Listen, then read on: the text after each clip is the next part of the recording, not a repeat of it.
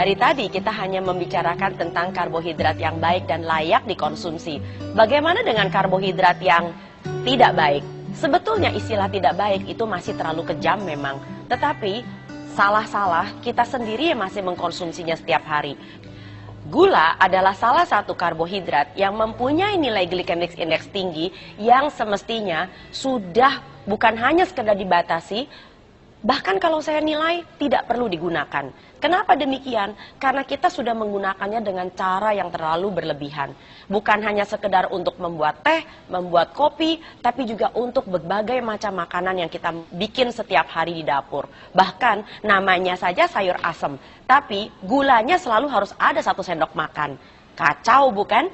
Jadi hindari sedapat mungkin pemakaian gula. Yang kedua adalah yang sering juga kita gunakan secara berlebihan adalah penggunaan tepung putih. Tepung putih bukan hanya sekedar terigu, tetapi juga ada sagu, masih ada tepung jagung, masih ada tepung tapioka. Prinsip dari semua tepung yang mengalami proses produksi itu disebut sebagai hasil refinasi.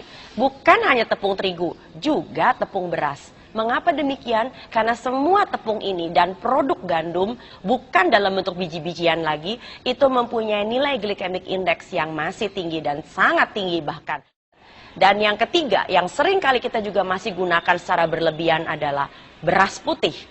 Beras putih mempunyai nilai glycemic index yang sangat bervariasi dari satu negara ke negara yang lain. Bahkan beras yang pulen, wangi, kristal itu adalah beras yang sudah melalui begitu banyak proses produksi, di mana bukan hanya sekedar kulit arinya sudah hilang, tetapi juga lembaganya sudah diambil untuk menghindari pembusukan yang terlalu cepat, bahkan sudah diberi pengharum, diberi pemutih bahkan. Sedemikian rupa sehingga beras kita sudah jauh dari bentuk aslinya yang semula. Apabila Anda betul-betul masih menginginkan adanya beras, makanlah beras pecah kulit. Tidak hanya beras merah, tapi disebut sebagai beras pecah kulit. Beras pecah kulit itu adalah beras yang masih menggunakan proses penumbukan yang secara alami yang masih ada di kampung-kampung. Bukan melalui proses penggilingan dan proses refinasi. Dan yang keempat yang kita masih seringkali juga pakai secara berlebihan adalah penggunaan berlebihan umbi-umbian. Umbi-umbian di dalam kasus tertentu mempunyai nilai glycemic index yang tinggi, terutama apabila digunakan dengan cara-cara yang tidak benar. Misalnya, banyak orang diabetes memilih makan kentang rebus, padahal kentang kalau direbus nilai glycemic index-nya semakin meningkat. Apalagi orang Indonesia, kentangnya rebus lalu kemudian kulitnya dibuang. Nah, justru kentang yang masih ada kulitnya itu masih membantu agar nilai glycemic index-nya tidak terlalu tinggi. Dari tadi kita juga bicara soal nilai glycemic index tinggi yang mengganggu kesehatan manusia. Memang ada apa sih dengan nilai glycemic index yang tinggi? Makanan-makanan yang begitu mudah dicerna menjadi gula akan mengakibatkan gula darah Anda dan saya meledak dalam waktu yang sangat singkat, bahkan seringkali kurang dari 2 jam. Yang terjadi adalah badan kita mengeluarkan yang disebut sebagai hormon insulin. Hormon insulin mempunyai pekerjaan tekan gulanya, lalu kemudian di stok, disimpan. Nah, simpanan gula itu seringkali disimpan dalam bentuk yang disebut sebagai glikogen, entah itu di otot atau di dalam hati. Tapi jangan lupa, deposit di dalam otot dengan hati itu sangat kecil sekali. Jadi larinya kemana? Jaringan lemak lah ya.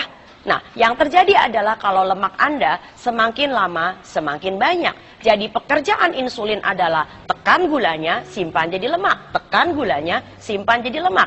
Sudah tahu kan kenapa makan karbohidrat ujung-ujungnya juga jadi gemuk, walaupun non-fat.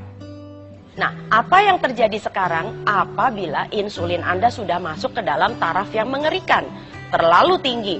Yang pertama, risiko resistensi insulin akan terjadi, yaitu di mana insulin Anda sudah tidak mampu lagi untuk secara sensitif menekan kadar gula yang berlebih. Inilah awal kenapa seseorang mampu atau bisa menjadi penderita diabetes atau kencing manis tipe 2. Setiap kali terjadi peledakan insulin, maka diam-diam badan kita juga akan melakukan beberapa reaksi hormonal sesudahnya yang disebut dengan penyempitan pembuluh darah dengan segala macam akibatnya, termasuk Rasa kesemutan pertanda bahwa tidak efisiennya, tidak sufficientnya aliran darah sampai dengan ke ujung-ujung jari Anda.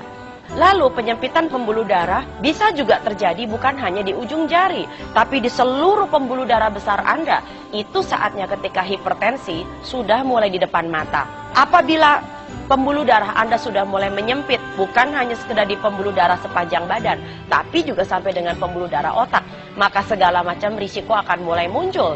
Dari stroke, sampai pikun, sampai dengan pembicaraan yang kadang-kadang barangkali suka hilang atau melompat-lompat. Nah, yang lebih parah lagi kalau penyempitan pembuluh darah Anda terjadi di pembuluh darah jantung. Wah, itu udah nggak ada ceritanya lagi. Risiko jantung koroner sudah di depan mata juga. Jadi nomor 1, penyempitan pembuluh darah. Yang kedua adalah apabila terjadi pengentalan darah. Dan yang ketiga adalah terjadinya penurunan daya tahan kekebalan tubuh. Daya tahan tubuh yang seringkali kita diserang oleh masalah seperti ini adalah tentang fokus. Jadi, hati-hati dengan karbohidrat Anda. Jangan sampai Anda salah pilih.